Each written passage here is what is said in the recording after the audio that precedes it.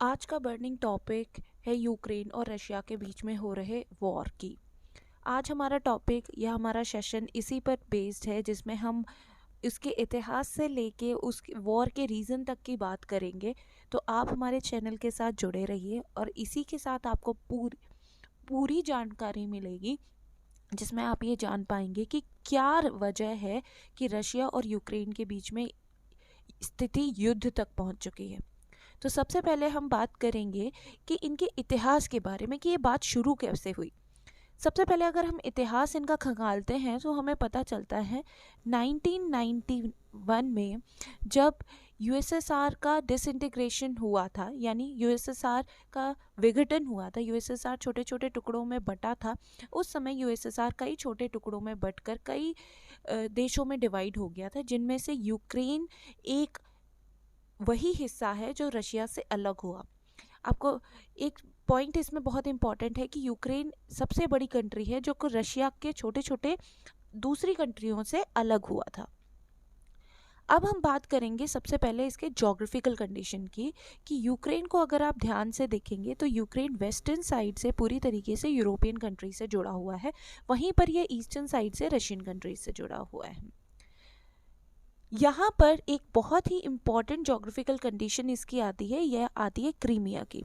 जो ये क्रीमिया वाला हिस्सा है ये बहुत ही इम्पॉर्टेंट है नेचुरल गैस के, ये नेचुरल रिसोर्सेज की वजह से, क्योंकि यहाँ पे बहुत बड़े अमाउंट में नेचुरल गैस प्रोड्यूस होती है और यहाँ से ये नेचुरल गैस बाकी देशों में प्रोड्यूस की जाती है, जो कि बाकी यूरोपियन कंट्रीज़ में सप्लाई की जाती है। इस लिहाज से ये क्रीमिया बहुत इम्पॉर्टेंट हो जाता है।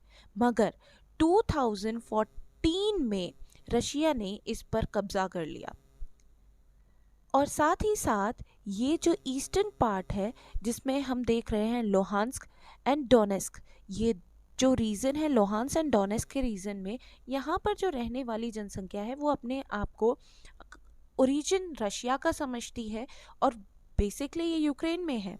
मगर यहाँ के लोगों में डिससेटिस्फैक्शन है और ये चाहते हैं कि ये यहाँ से रशिया से जुड़ जाए।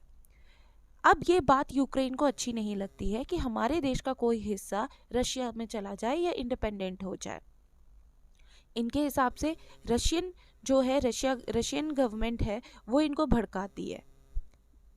ठीक है, अब हम बात करते हैं इसके बहुत ही इम्पॉर्टेंट या मेन मुद्दे पर, जिसकी वजह से ये युद्ध हो रहा है। तो जिसका वजह है, सबसे मेन चीज़ है नाटो।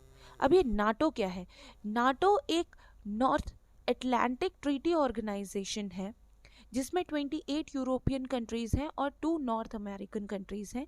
ये ट्रीटी हमारी साइन की गई थी 4 अप्रैल 1949 को। ये इम्पॉर्टेंट कुछ फैक्ट है। इस ट्रीटी के अकॉर्डिंग क्या बात की जाती है कि इस ट्रीटी में जितनी भी यूरोपियन कंट्रीज़ ने साइन किया था, ये सारी की सारी यूरोपियन कंट्रीज़ पर अगर कभी इन फ्यूचर हमला किया जाता है तो ये हमला ये समझा जाएगा कि अमेरिका पर हमला हुआ है और अमेरिका इनके सपोर्ट में हमेशा खड़ा होगा। इसी वजह से अब हम आते हैं आगे। अब यहाँ यूक्रेन क्या चाहता है? यूक्रेन चाहता है कि वो नाटो को ज्वाइन कर ले, और वहीं पर जो रशिया है, रशिया ये बात नहीं चाहता। देखा जाए तो रशिया की सोच यहाँ पर सही है, क्योंकि अगर यूक्रेन नाटो के साथ मिल जाता है तो ये एक तरीके से यूरोपियन कंट्री में ही मिक्स हो जाएगा, और यहाँ पर होने के बाद जो इसकी सीमाएं हैं ये एक तरीके से अनसेफ हो जाएंगी रशिया की। यहाँ से कोई भी मिलिट्री अटैक करना आसान हो जाएगा और रशिया को टारगेट करना आसान हो जाएगा। इसीलिए रशिया बिल्कुल नहीं चाहता कि यूक्रेन के साथ नाटो में यूक्रेन जाकर शामिल हो जाए। तो ये सबसे बड़ा मुद्दा है।